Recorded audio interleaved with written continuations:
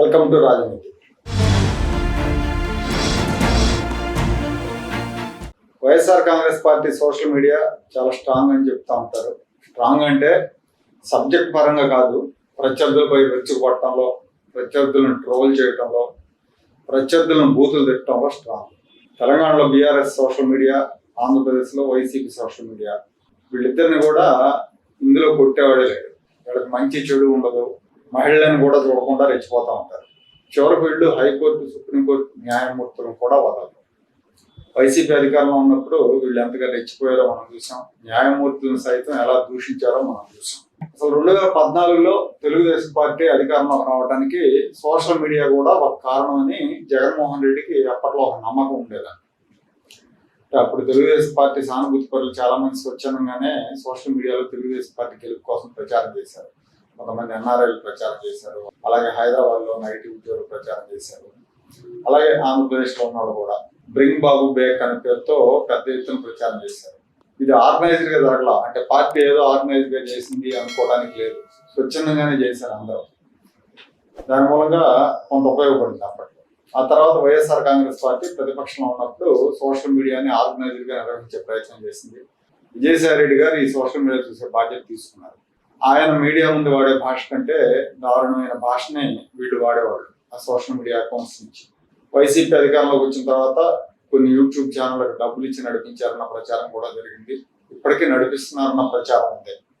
కొంతమంది social media సైనికులకి digital corporation నుంచి జీతాలు ఇచ్చారు. ప్రభుత్వంలో వాళ్ళే ఉన్నారు కాబట్టి జీతాలు ఇచ్చారు. వీళ్ళు అధికారం కోల్పోయిన తర్వాత ఆ విషయాలన్నీ కూడా బయటకు వచ్చాయి. అదే 19లో అధికారంలోకి వచ్చిన కొద్ది రోజుల తర్వాత సోషల్ మీడియా చూసే బాధ్యతల నుంచి విజయసాయి రెడ్డిని తప్పించి జగన్మోహన్ రెడ్డి గారు అప్పటి సలహాదారైన సజ్జల రామకృష్ణారెడ్డి కుమారుడు భార్గవ రెడ్డికి ఆ బాధ్యతలు అప్పగించారు.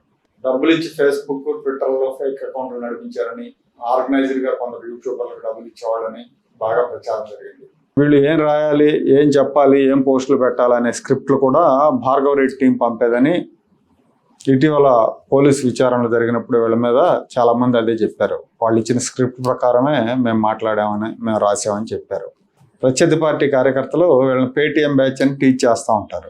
వీళ్ళందరికీ డబ్బులు ఇచ్చి మేనేజ్ చేయడం నిజమే అని, యూట్యూబర్లకు డబ్బులు ఇచ్చారని విజయసాయి రెడ్డి మీడియా ముఖంగా కుండబద్దలు కొట్టారు.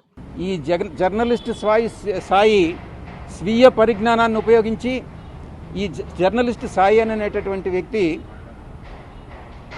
వైఎస్ఆర్సీపీ పేటిఎం బ్యాచ్ ఎవరికైతే మంత్లీ పే చేస్తున్నారో యూట్యూబ్ ఛానల్స్కి, దాంట్లో ఒక వ్యక్తి ఈ జర్నలిస్ట్ సాయి.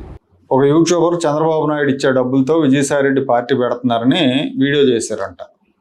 ఆ వీడియోను గుర్తుపెట్టుకుని మరీ విజయసాయి రెడ్డి ఆ యూట్యూబర్ని విమర్శించారు. విమర్శించే సందర్భంలో అతను వైసీపీ పేటీఎం బ్యాచ్ అని, టీడీపీ కార్యకర్తల వైసీపీ సోషల్ మీడియా వాళ్ళని ఉద్దేశించి వాడే భాషని విజయసాయి రెడ్డి వాడారు. ఆ యూట్యూబర్కి వైసీపీ నుంచి మంత్లీ పేమెంట్ వస్తుందని, అలా రెగ్యులర్గా పేమెంట్లు తీసుకుంటున్న యూట్యూబర్లో అతను ఒకరని విజయసాయి రెడ్డి చెప్పారు. వైఎస్ఆర్ కాంగ్రెస్ పార్టీ యూట్యూబర్లకు, సోషల్ మీడియా కార్యకర్తలకు డబ్బులు ఇచ్చి ప్రచారాలు చేయించుకుంటుందని విజయసాయి రెడ్డి మీడియా ముఖంగా ధృవీకరించారు. ఒకప్పుడు ఆ పార్టీ సోషల్ మీడియాను నడిపించారు కాబట్టి ఎవరెవరికి ఎలా డబ్బులు ఇస్తున్నారనే విషయాల మీద విజయసాయి రెడ్డికి అవగాహన ఉండే ఉంటుంది. ఆ అవగాహనతోనే ఆయన కుండబద్దలు కొట్టుంటారు.